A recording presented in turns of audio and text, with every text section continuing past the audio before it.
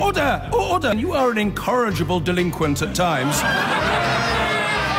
Behave yourself, man!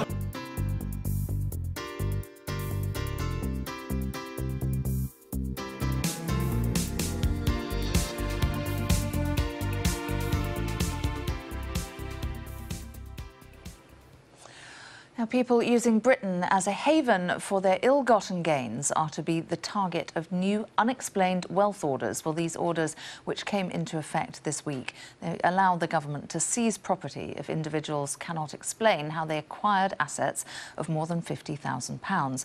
They can apply to all nationalities, but Russians are expected to be a specific target. Well, joining us from central London is Head of Advocacy at Transparency International UK. That's Rachel Davies-Taker. Welcome to you. How is it that by Transparency International's own corruption index, the UK, which actually does pretty favourably on that index, how is it that £90 billion is estimated to be laundered in the UK every year? Well, first, I think it's important to remember the Corruption Perceptions Index only looks at corruption in the public sector, when actually, in fact, the UK is a major safe haven for corrupt money from around the world.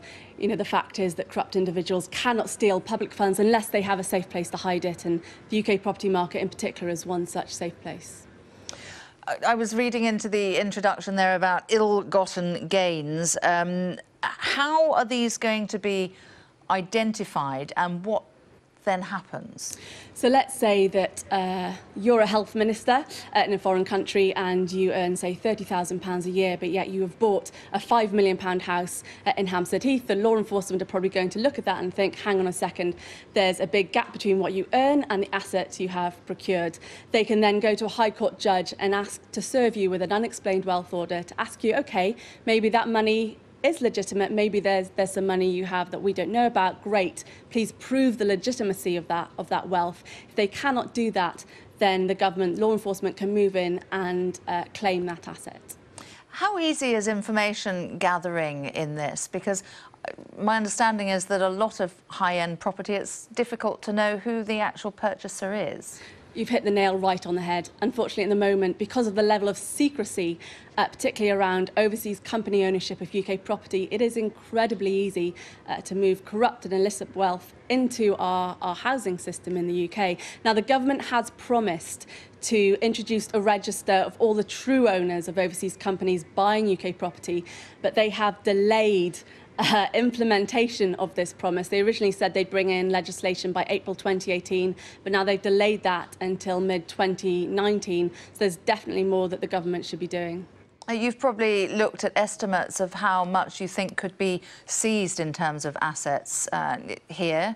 What do you estimate that to be? Through our research, we found £4.4 billion worth of property across the UK, which we believe is suspicious. So that means that the true owner either has a charge against them for corruption or even an existing conviction. And this is just property we found through open source material, so it's probably just the tip of the iceberg. So what then happens? You seize the property, for example. What then happens once it's sold off? Where do the proceeds go? So the government may choose to return that money to the country of origin, for example, giving it to local charities that work in that area, or even giving it back to the government. Is there a particular focus on Russian money with this?